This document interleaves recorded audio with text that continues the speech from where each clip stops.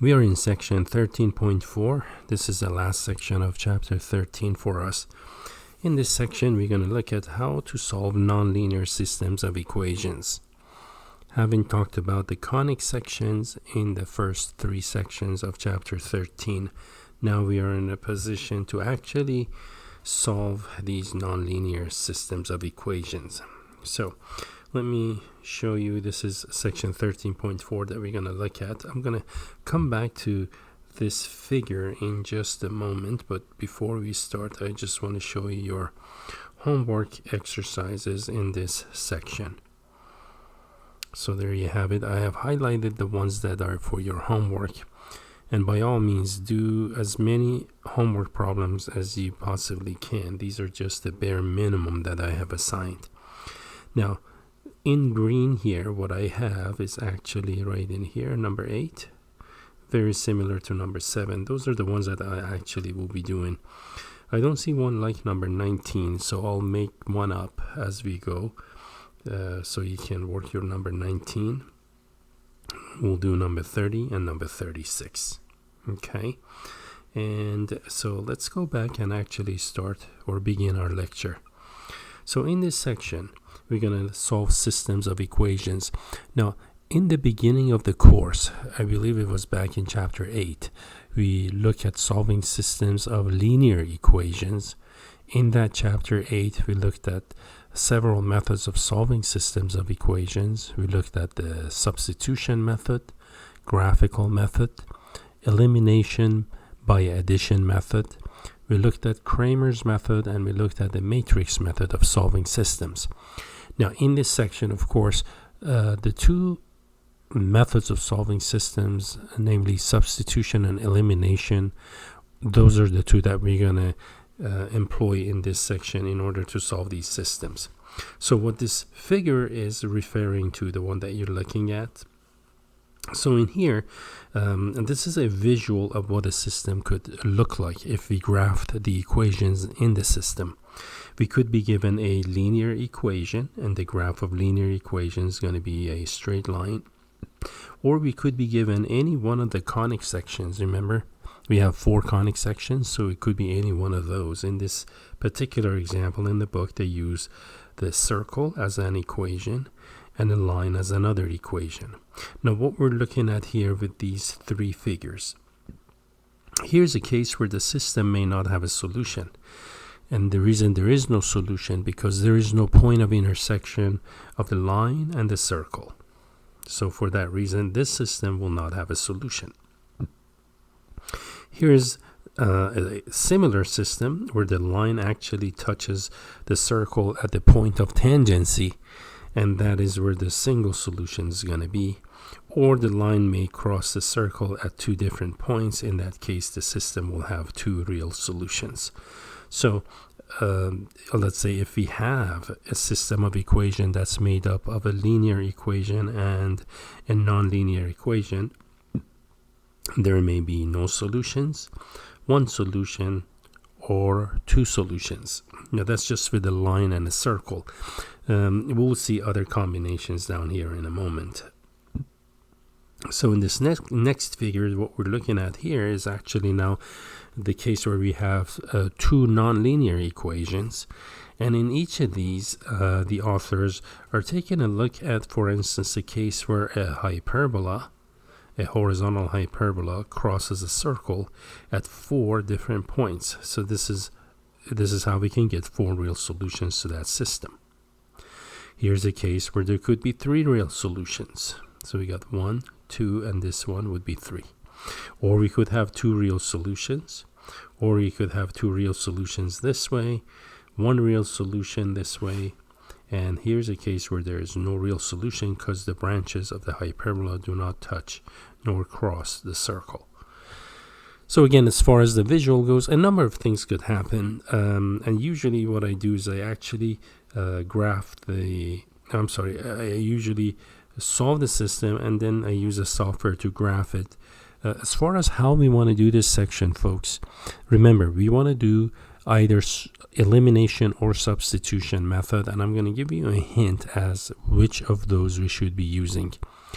The graphs are optionals, so you can graph them, but I don't recommend graphing them because sometimes those point of intersections are not going to be integer points, means whole numbers, or their opposites.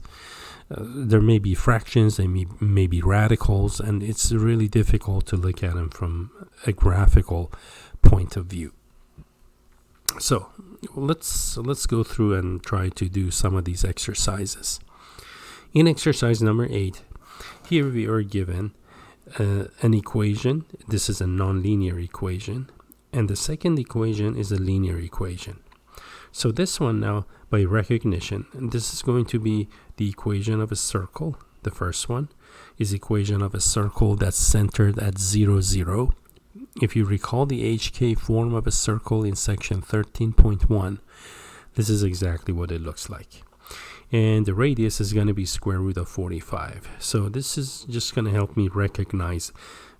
In order to solve it, we don't need to know all that stuff. It's just I'm elaborating on the geometry of what's going to happen here. So the second equation is a linear equation. That means the graph is a line. Now, anytime you have a linear equation and this other equation is nonlinear, circle, it doesn't have to be a circle, it could be ellipse, it could be hyperbola, it doesn't matter. So anytime we have a line and any other any one of the 4 conic sections, usually we use the substitution method. It's the easiest method to employ and solve the system. And so I'm actually going to now solve this system. So let's solve this together. And in order to solve it, so we're going to use substitution method, right? So what I'm going to do is in the second equation, let's solve for y. So that means y is equal to, I'm going to move x to the other side, so I get 3 plus x, right? And then what we do is we will substitute in turn for y in this other equation, this one, right in here. Okay, so now the equation becomes, once you substitute, we're going to get, that's x squared plus y, but y is 3 plus x squared equals 45, right? And then here we have a binomial. We're going to expand the binomial. So that's going to be x squared plus 9, remember 3 squared, plus u squared dx. And of course you have twice first by second, twice 3, that's 6 times x is 6x, plus x squared equals 45. Now you may wonder where the 6x comes from. Remember, you can set this up as FOIL, 3 plus x times 3 plus x. And when we do the outside inside combination, you get 3x and 3x, that makes 6x. And that's how this 6x comes about. Or you can use a formula for a square of a binomial. That's actually the one I did. Okay, and there we have it. Now next step, we're going to combine like terms. So I'm going to combine x squared right here, x squared and x squared. Those are like terms, so I'm going to combine them.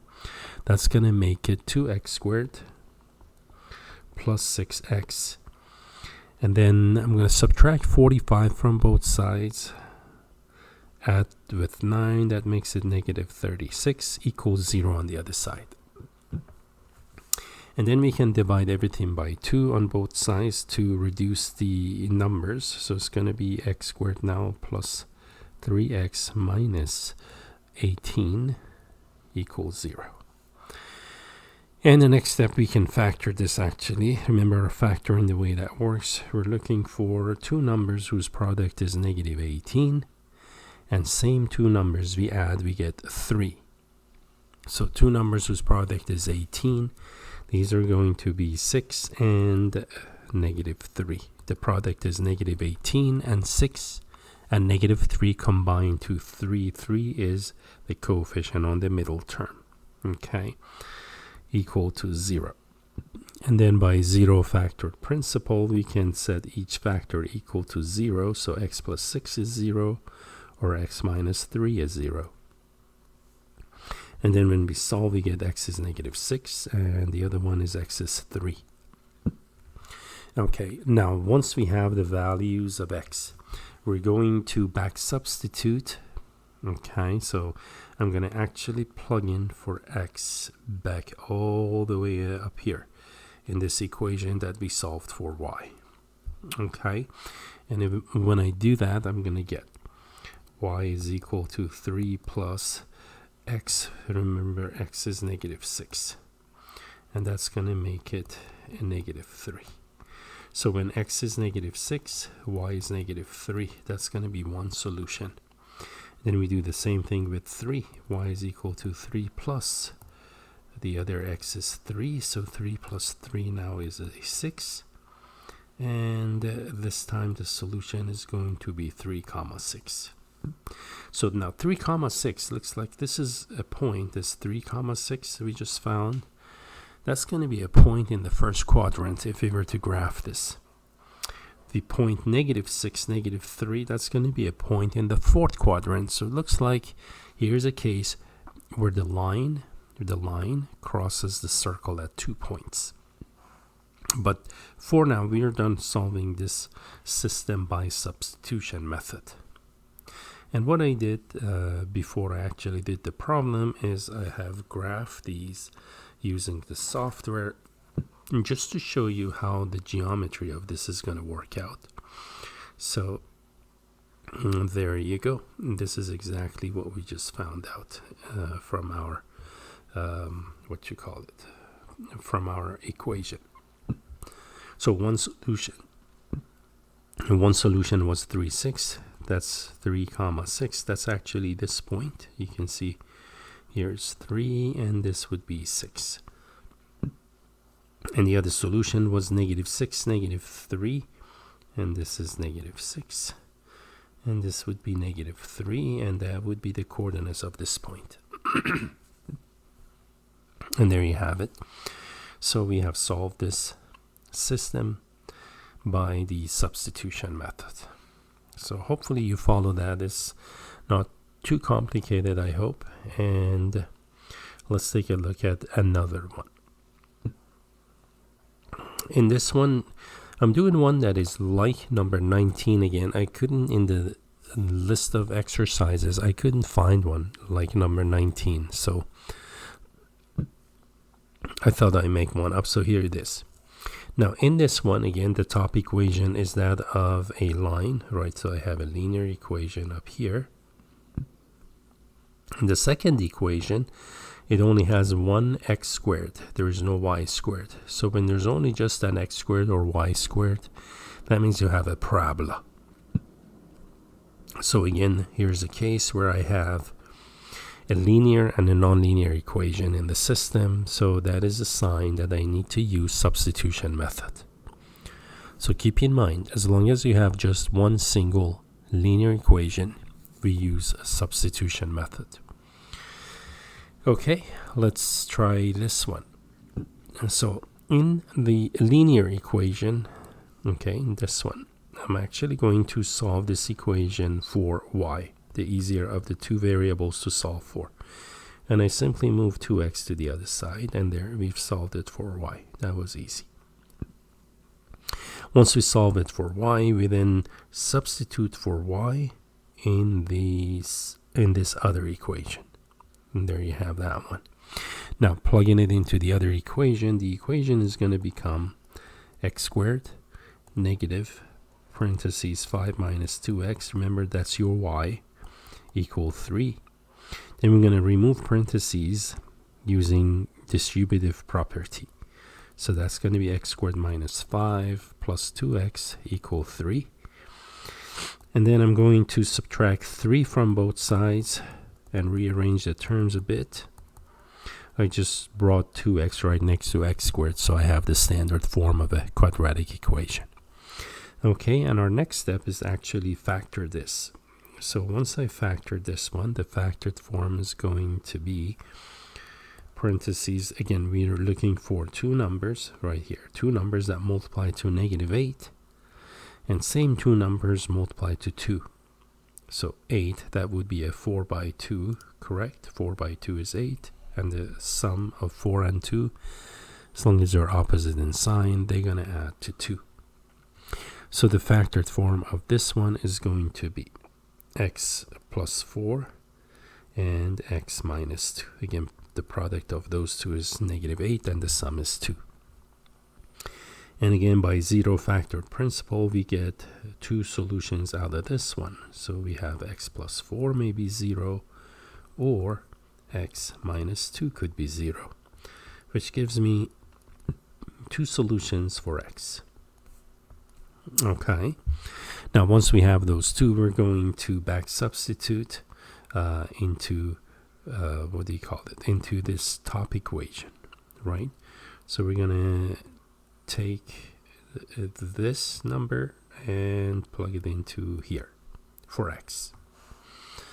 All right, so let's do that. And the equation y 5 minus 2 times x, again x is -4, and that's 5 plus 8, right? -2 times -4 makes 8, and that is 13.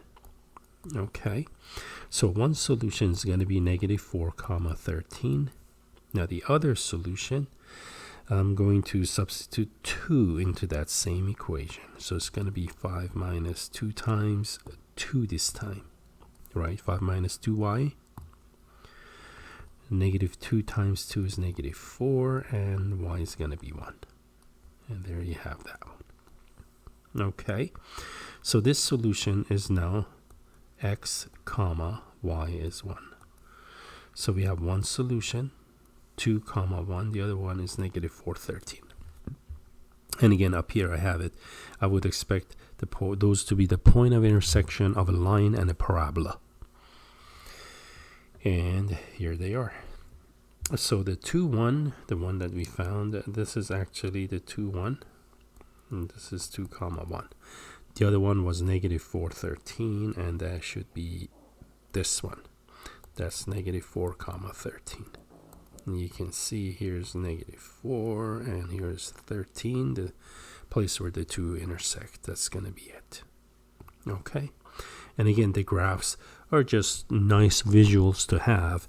You're not required to do these by graphing, but you are expected to be able to solve them by the substitution method, is the one we did here. Okay, so we're done with something that's like your number 19. And we got a couple of more to do here. Our next system is going to be made up of two non-linear, this time, two non-linear equations. So the first of the two, the first line, this is an equation of a hyperbola because both terms are squared and there's a minus between them. Again, if you go back to section 13.3, you can review that lecture, and that we extensively talked about hyperbolas there. So this is going to be a hyperbola, hk or 0, 0, so the center is at 0, 0.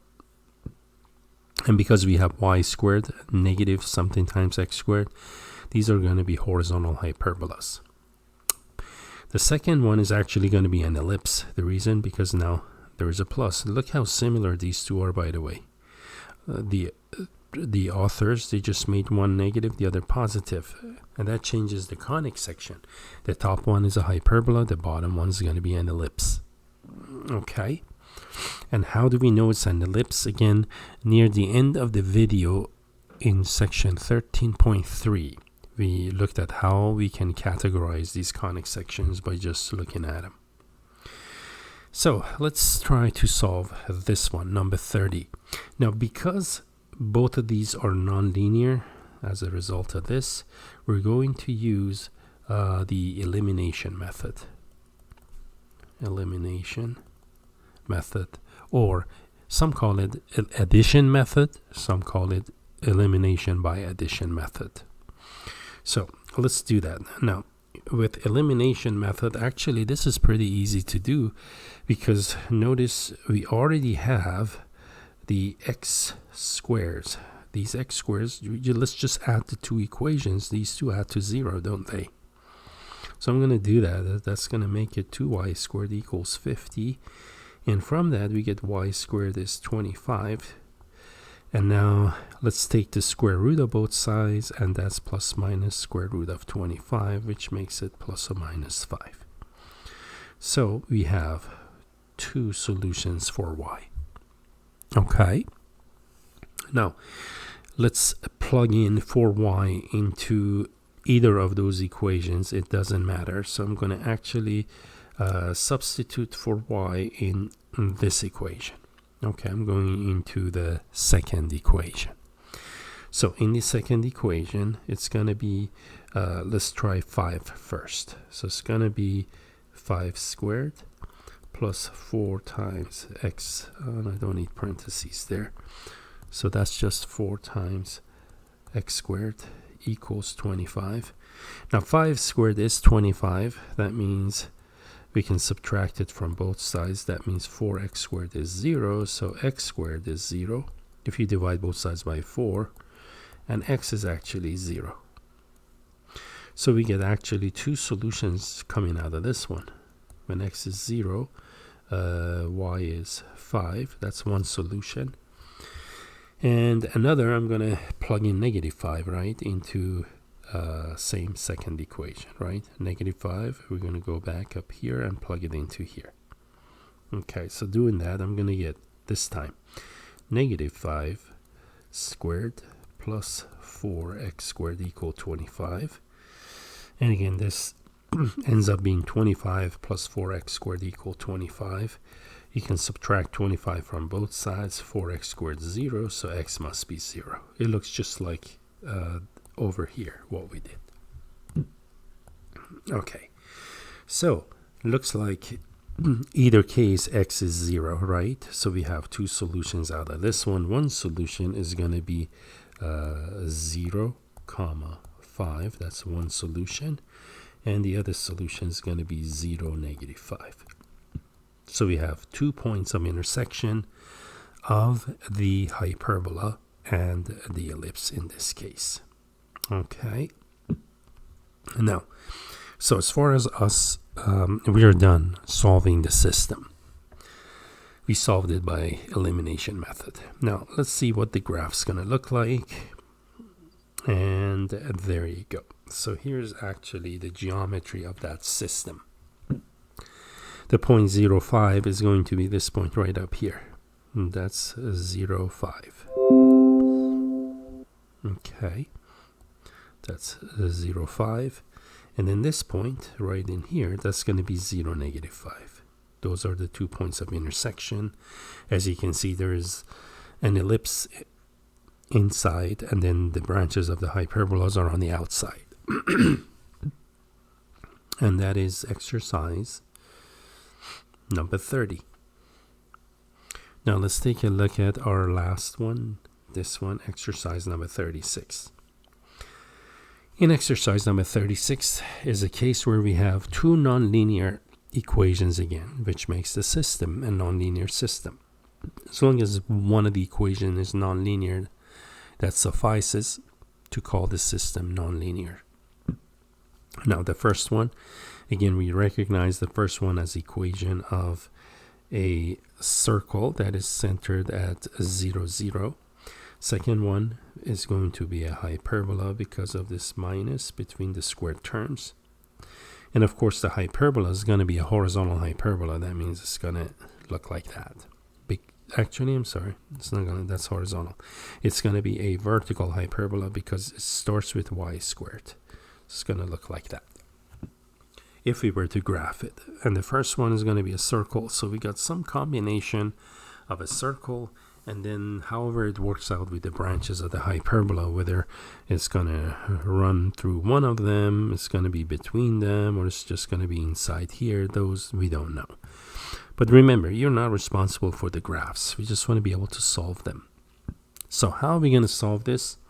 Remember, if both equations in the system are nonlinear, we're going to use elimination method. And both of these are. So let's actually solve this nonlinear system now. And in order to do this using elimination method, I'm going to actually rewrite the system. The first one is that. I didn't do anything, I just rewrote it. Now second one, I'm going to swap out the x and y squared. So I get -2x squared, and yeah, -2x squared plus y squared equal 10. So this way, I actually have lined up my variables appropriately. Okay, now next, what I would like to do is I'm going to multiply the second equation by -1. And when I do, this is what the second equation is going to look like now. It's going to be 2x squared negative y squared equals -10, right? Once you distribute the negative. And the first equation is intact. It's going to be x squared plus y squared equals 16. Okay, and then we can add those together. The y squares are opposites. Opposites add to 0.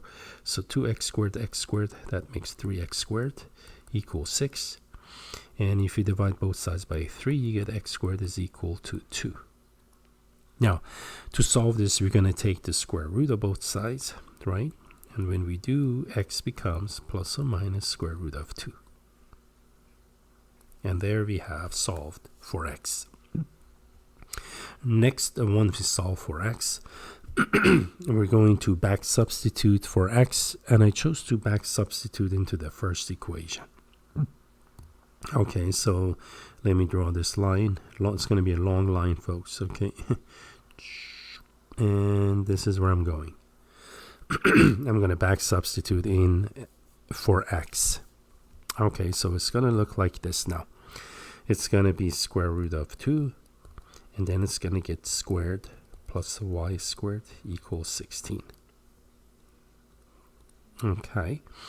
And then to solve for y squared, well, root 2 squared, isn't that just 2? That's square root of 4, which becomes 2 plus y squared is 16. And then subtract 2 from both sides, you get 14. And this is going to become, let's see, it's going to be... Okay, next step, I'm going to take actually the square root of both sides, and this is going to become y equal plus or minus square root of 14. Remember the square root principle. Anytime we get the square root of both sides, we have plus minus on the number on the right side. So here's a case. I plugged in the square root of 2, and I got 2 answers for that, right?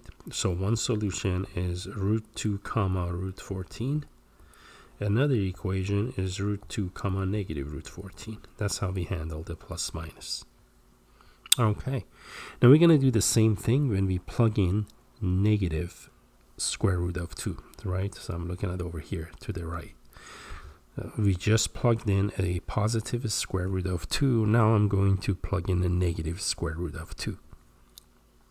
And when I do that, it's going to look very similar to what's on the left side of me. And you see how similar they look. Now negative square root of 2 squared, that's just going to be 2. And 2 plus y squared equals 16. So that means y squared is 14. And y is going to be, again, by square root principle, it's going to be plus or minus square root of 14. Right? And the two solutions are going to be, remember I picked negative square root of 2. There's negative root 2 and root 14. And it's going to be negative root 2 and negative root 14. Okay, so it looks like we have 1, 2, 3, and 4. We have 4 solutions for this one. That means you're going to see the graph in a moment. There's going to be 4 points of intersections of a circle and hyperbola. And because looking at the solution, by the way, look at all the solutions. We have all 4 of them. The solutions are irrational because the square root of 2 is irrational, the square root of 14 irrational.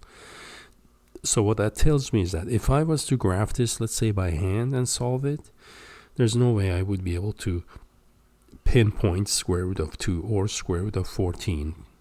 Plus minus doesn't matter. None of those I'll be able to graph them accurately on my graphs. So we're done actually solving this system. That's what we wanted to do. Solve by elimination method. And that's what we did. So hopefully you follow that one. And to wrap it up, actually, here's the graph of it. And let me actually move this graph now a bit higher for you. So it's directly below the answer. And there you go. So you can hopefully see now what it looks like. So where are these four solutions? Okay, this one, because both x, y components are positive, so this should be a point in the first quadrant, right? That means that's this point right in here. So this is going to be, that's actually root 2, root 14, or whatever that is. You could use a calculator, but it's really not necessary. We don't want to do that.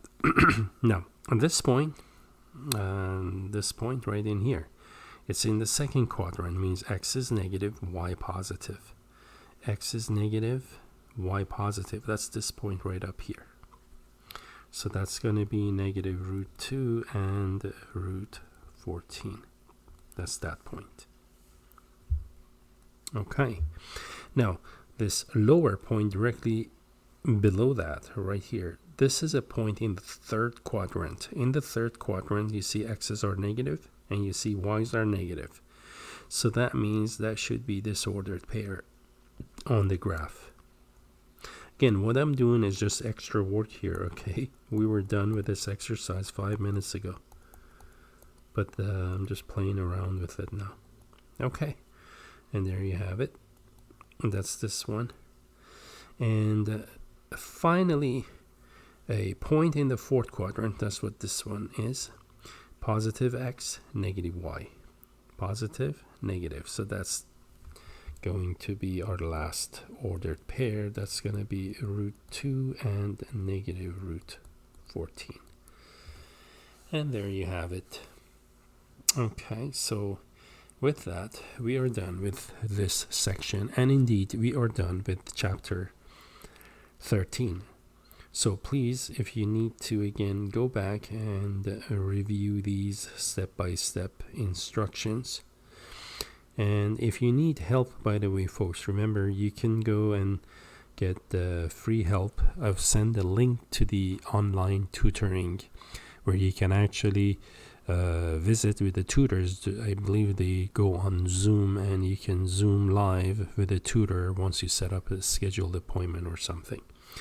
So that's also an option, by the way. But hopefully just observing these videos, it's enough for you to be able to do the homework. Okay, we are done with this, and we are done with the video, and we are done with chapter 13.